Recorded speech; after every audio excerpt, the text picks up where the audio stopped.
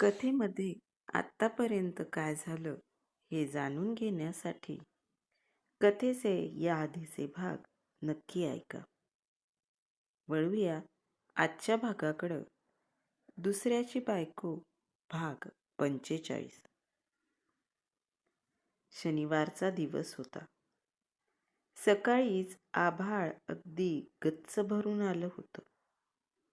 ऑफिसला सुट्टी म्हणून प्रणीत झोपून होता. नैना मात्र उठून रोजच्या कामाला लागली होती. तेवढ्यात प्रणीतच्या फोनवर मेसेजची टोन वाजली. प्रणीतनं त्याकडं दुर्लक्ष केलं.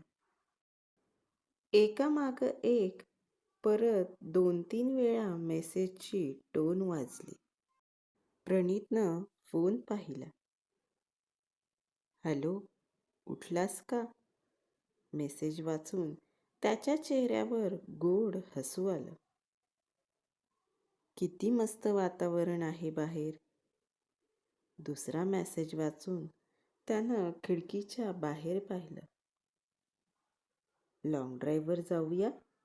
मस्त दिवसभर फिरू कुठंतरी. शेवटचा मेसेज वाचून तो जागचा उडालाच. हो, जाऊया की. अर्ध्या तासात तुझ्या पीजीच्या बाहेर येतो.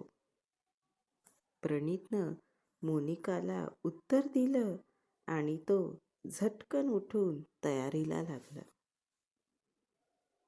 आई, चहा देशील का? प्रणीत रूममधूनच ओरडला. नैनानं त्याच्यासमोर चहा आणि प्लेटमध्ये भजे आणून ठेवले. या घरात सध्या ही एक एवढी गोष्ट बरी मिळते, वेळच्या वेळेवर आणि चवदार खाणं. प्रणीत भज्यांचा पहिला घास खात मनातच म्हणाला. त्यानं पटापट नाश्ता संपवला आणि चहा घेतला. नंतर पटकनच त्यानं शेविंग केलं, आंघोळ आटोपली आणि तयार झाला. रेनकोट चढवून तो निघणारच की लीलाबाईंनी त्याला अडवलं. सुट्टी आहे ना रे आज, मग कुठं जातोय? लीलाबाई त्याला म्हणाल्या. मित्रांसोबत रेन पार्टी आहे आज, तिकडं जातोय, प्रणीत म्हणाला. कधीतरी बायकोलाही नेत जा सोबत. लीलाबाईंच्या या वाक्यावर नैना आश्चर्यचकित झाली. मुलांची पार्टी आहे, तिथं कशाला नेऊ तिला? आणि कुठं सोबत न्यायला तसं असावंही लागतं ना. ना रंग, ना रूप, ना गुण, ना कर्तृत्व, ना कपडे घालायची अक्कल, ना नीट राहायचा उल्हास. असा भोपळा तूच सांभाळ, प्रणीत म्हणाला. त्यावर लीलाबाई हसू लागल्या. आज नैनाचा अपमान करायचा नवीन मार्ग त्यांनी शोधला होता. नैना मात्र खट्टू मनानं परत कामाला लागली. प्रणीतनं गाडी काढली आणि काही वेळातच तो मोनिकाच्या पीजीजवळ पोहोचला. मोनिका आधीच बाहेर येऊन थांबली होती. पावसाची रिपरिप सुरूच होती. रेनकोट घालूनही अर्धवट भिजलेली मोनिका अजूनच सुंदर दिसत होती. रेनकोटच्या टोपीतून बाहेर आलेल्या तिच्या केसांच्या लटांवर पाण्याचे थेंब जमा झाले होते. प्रणीत तिच्याकडं बघतच राहिला. निघायचं? मोनिका प्रणीतच्या गाडीवर बसली. कुठं जायचं सांग? प्रणीतनं तिला विचारलं. मला इकडचं काहीच माहीत नाही, त्यामुळं तुला वाटेल तिकडं ने, मोनिका म्हणाली. खिंडसीला जाऊ, तलाव आहे तिथं. मस्त पावसात भिजताना तलावात पाय सोडून बसली नसशील कधी. आज तुला पावसातला तलाव दाखवतो. थोडं दूर आहे पण. चालेल ना? प्रणीतनं बाईक स्टार्ट केली. आता कितीही दूर घेऊन चल, टेन्शन नाही.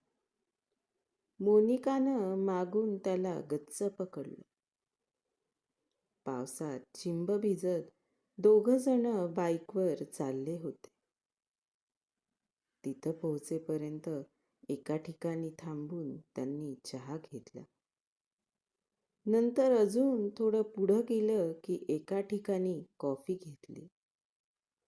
नंतर रस्त्यात मध्येच भाजलेलं मक्याचं कणीस विकायला होतं. पावसात भिजत भिजत दोघांनी कणसावर ताव मारला. सगळं कसं आल्हाददायक होतं. अगदी स्वप्नवत वाटावं असंच. दोघंजण तलावाकाठी पोहोचले. दोघांनी रेनकोट काढून बाईकवर ठेवले होते. पावसाची रिमझिम सुरूच होती आणि दोघं चिंब भिजले होते. तलावाकाठी काहीच गर्दी नव्हती. एक दोन तुरळक जोडपी सोडली तर सगळं सुनसान होतं. प्रणीत आणि मोनिका एका दगडावर जाऊन बसले. दोघांनी तलावाच्या पाण्यात पाय सोडले होते. मोनिकानं प्रणीतच्या खांद्यावर आपलं डोकं ठेवलं. प्रणीतनंही तिचा हात हातात घेतला. कितीतरी वेळ दोघं असेच बसून होते. शब्द पावसात भिजून गेले होते. भाषा फक्त स्पर्शाची होती. मोनिकानं त्याच्याकडं पाहिलं. दोघांचे श्वास आता उष्ण झाले होते आणि नकळत दोघांचे ओठ एकमेकात गुंतले गेले होते. न जाणो कितीतरी वेळ. सॉरी, ते काही समजलंच नाही आणि अचानक. प्रणीतला काय बोलावं ते समजत नव्हतं. तो शब्दांची जुळवाजुळव करत होता. इट्स ओके, मोनिका म्हणाली. निघूया? प्रणीतनं विचारलं. हो, मोनिका उत्तरली. प्रणीतनं बाईक सुरू केली. मोनिका त्याला अजूनच बिलगून बसली. सकाळपासून बडबड करणारी मोनिका मात्र शांत झाली होती. त्यामुळं प्रणीतही बेचैन झाला होता. त्यानं कुठंच गाडी न थांबवता मोनिकाच्या पीजीजवळ थांबवली. मोनिका गाडीवरून खाली उतरली. बाय प्रणीत. हलकेच निरोप घेऊन ती सरळ तिच्या पीजीमध्ये निघून गेली. प्रणीतही घरी पोहोचला. तोपर्यंत चांगलाच अंधार पडला होता. नैनानं त्याला आंघोळीला गरम पाणी काढून दिलं. आंघोळ करून प्रणीतनं त्याचा मोबाईल पाहिला. मोनिकाचा एकही मेसेज नव्हता. रात्री जेवण करून प्रणीत पलंगावर आडवा झाला. दिवसभरातले मोनिकासोबतचे धुंद पावसातले धुंद क्षण परत परत आठवत होता.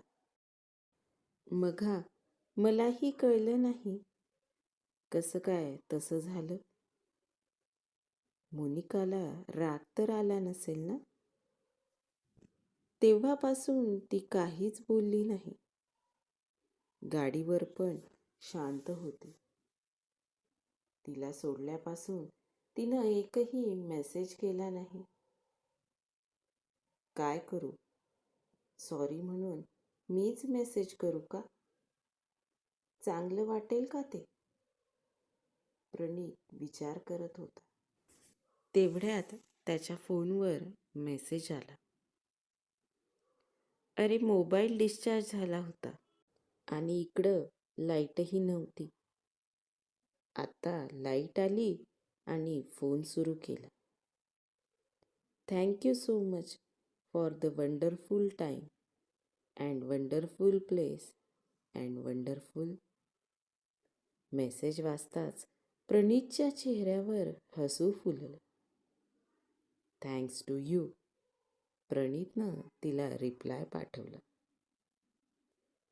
परत भेटू, मोनिकाचं उत्तर आलं आणि मोनिकाच्या आठवणींची शाल पांघरून प्रणीत निद्रादेवीच्या अधीन झालाही.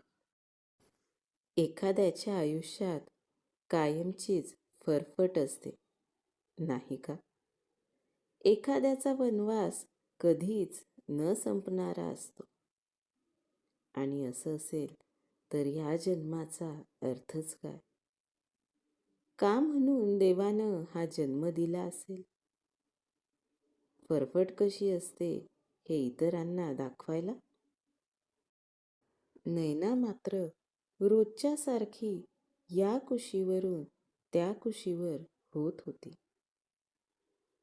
दुसऱ्या दिवशी नेहमीप्रमाणे नैना उठून तिच्या कामाला लागली होती. कपडे भिजवताना तिचं लक्ष प्रणीतच्या टी शर्टवर गेलं.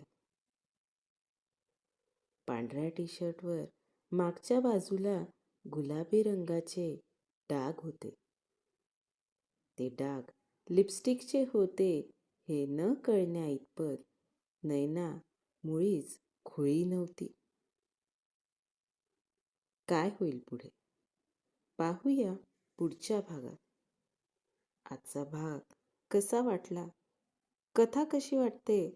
कमेंट करून नक्की सांगा. आणि हो, पुढच्या भागांच्या अपडेट्ससाठी चॅनलला सबस्क्राईब करायला विसरू नका. धन्यवाद.